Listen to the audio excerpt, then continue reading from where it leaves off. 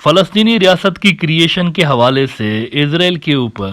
امریکہ کے بعد اب یورپین یونین کا بھی پریشر بڑھتا چلا جا رہا ہے، اور یورپین یونین نے ڈیمانڈ کر دی ہے کہ غزہ وار کے خاتمے کے بعد ایک فلسطینی ریاست قائم ہونی چاہیے۔ یورپین یونین کے جو فارن پالیسی کے چیف ہیں،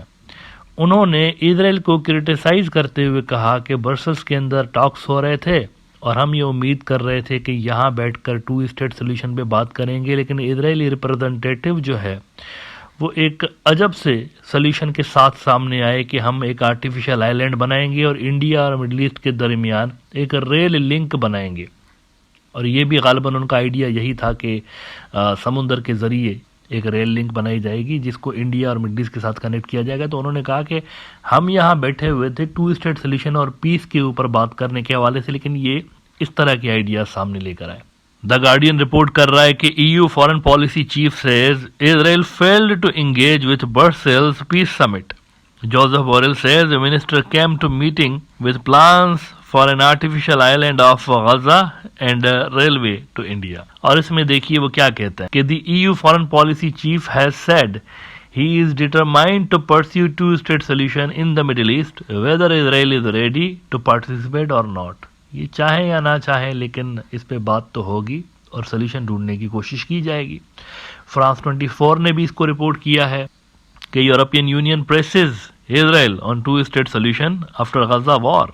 EU foreign ministers on Monday praised Israel on an eventual 2-state solution with the Palestinians after the war in Gaza at meetings with the top diplomats from 2 sides and key Arab states in Brussels. تو Europe بھی امریکہ کی طرح 2 state solution کے پیچھے اب یوں سمجھے کہ ہاتھ دھو کر پیچھے پڑ گئے اسرائیل کے کہ آپ نے غزہ وار جب ختم ہوگی تو یہاں سے مذاکرات شروع ہوں گے فلسطینی ریاست کے حوالے سے، کیونکہ اس طرح چیزوں کو چھوڑا نہیں جا سکتا۔ مطلب یہ تو ایک تلوار لٹکتی رہے گی یورپ کے اوپر بھی اور امریکہ کے اوپر بھی اور مڈل ایسٹ والوں کے اوپر بھی، دنیا کے پیس کے اوپر بھی، کہ کبھی بھی جنگ چھڑ سکتی ہے اتنی بڑی۔ دیکھیں نا، یہ اچانک سے چھڑ گئی نا، تو اگر اس کو ایسا ہی رہنے دیا گیا، پہلے تو یہ سمجھا جا رہا تھا نا کہ فلسطینی کاز ختم ہو گیا ہے، اب یاد کریے 1-2 سال پہلے تک یہی سمجھا جا رہا تھا کہ عرب تو نارملائزیشن کر رہے ہیں، فلسطینیوں کی کوئی نہیں سن رہا اور فلسطین کاز جو ہے وہ اپنی اہمیت کھو رہا ہے، لیکن اب سب کو پتہ چل گیا ہے کہ نہیں، یہ کاز موجود ہے اور اس کی بھرپور بیکنگ بھی موجود ہے۔ اب اسرائیل کے اندر جو ہارڈ لائنر حکومت ہے وہ نہیں مان رہے ابھی تک 2 اسٹیٹ کے اوپر، لیکن منڈے والے دن یعنی پرسوں یہ ہوا ہے وہاں پہ غزہ کے اندر ایک بہت بڑی کاروائی ہوئی ہے۔ جب سے لے کر یہ جنگ شروع ہوئی ہے نا 7 اکتوبر سے لے کے، تب سے لے کے آج تک کی سب سے بڑی کاروائی وہاں پہ منڈے والے دن ہوئی ہے۔ منڈے کو یہ ہوتا ہے کہ اسرائیلی فوجیوں کی ایک ٹھیک ٹھاک تعداد، ٹھیک ٹھاک نمبر ان کا، یہ جاتے ہیں سینٹرل غزہ کے اندر۔ Point to be noted is that northern اور سینٹرل غزہ کے بارے میں اسرائیل کا یہ کہنا ہے کہ یہ حماس فری زونز ہیں، ان کا میڈیا بھی یہ رپورٹ کرتا رہا ہے۔ تو ایسے ہی ایک so called Hamas free zone کے اندر اسرائیلی فوجی جاتے ہیں اور ایک بلڈنگ کے اندر یہ بیس بناتے ہیں،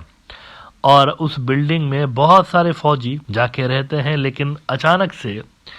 اس بلڈنگ کے اوپر بامبس کی، راکٹس کی بوچھاڑ ہو جاتی ہے، جس کے نتیجے میں ساری کی ساری بلڈنگ ہی کولیپس ہو جاتی ہے،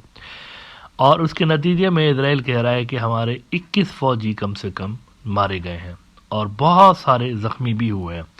حماس والوں کا نیریٹو اگر آپ سنیں تو وہ کہہ رہے ہیں کہ یہ تعداد بہت زیادہ ہے، یہ کم بتا رہے ہیں، ہم نے تو پورا کا پورا بلڈنگ ہی تپردوز کیا ہے جس میں بے شمار لوگ موجود تھے،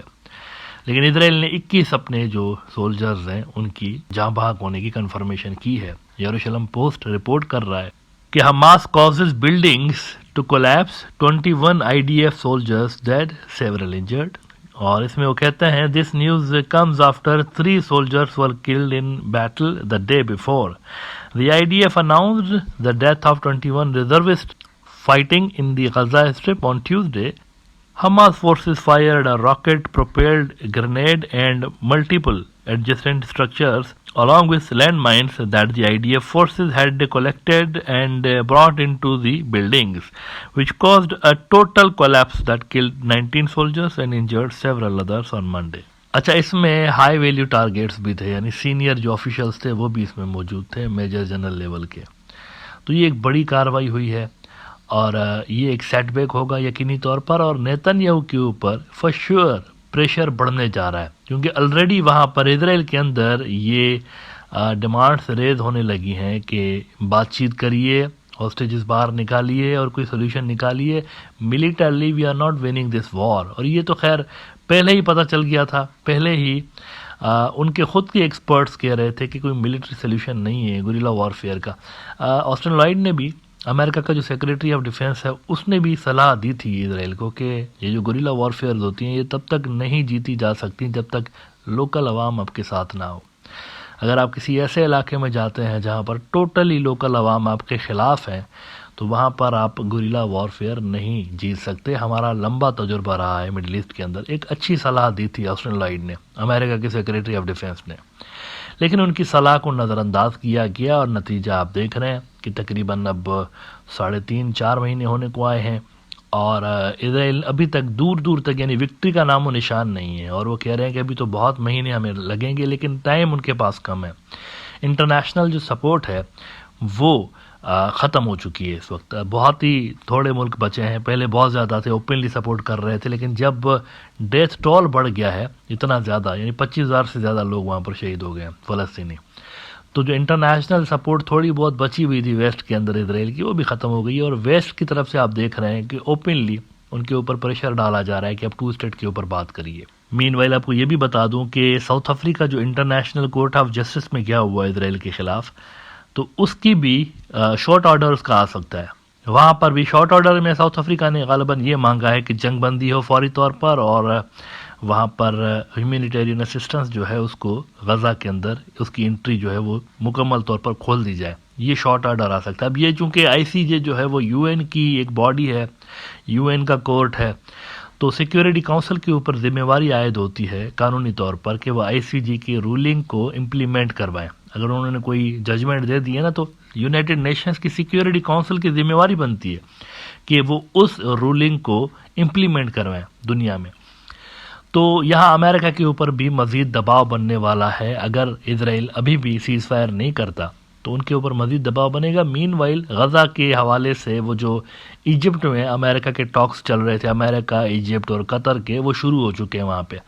اور اس میں بھی فلسطینی ریاست کے حوالے سے اور سیز فائر کے حوالے سے بات چیت ہو رہی ہے۔ لہذا اسرائیل کے لیے اس جنگ کے اندر اب ٹائم جو ہے وہ اٹس رننگ آؤٹ، اور جتنا زیادہ اسرائیل اس جنگ کو اب مزید کھینچے گا تو فلسطینی ریاست کے قیام کی جو ڈیمانڈز ہیں وہ اتنی زیادہ بڑھتی چلی جائیں گی، اور یہ تاثر دنیا میں مضبوط ہو چکا ہے کہ اس کا الٹیمیٹ سلیوشن یہی ہے کہ فلسطینیوں کو ایک الگ اپنی آزاد مکمل طور پر خود مختار اسٹیٹ دی جائے اس مسئلے کے پرماننٹ حل کے لیے۔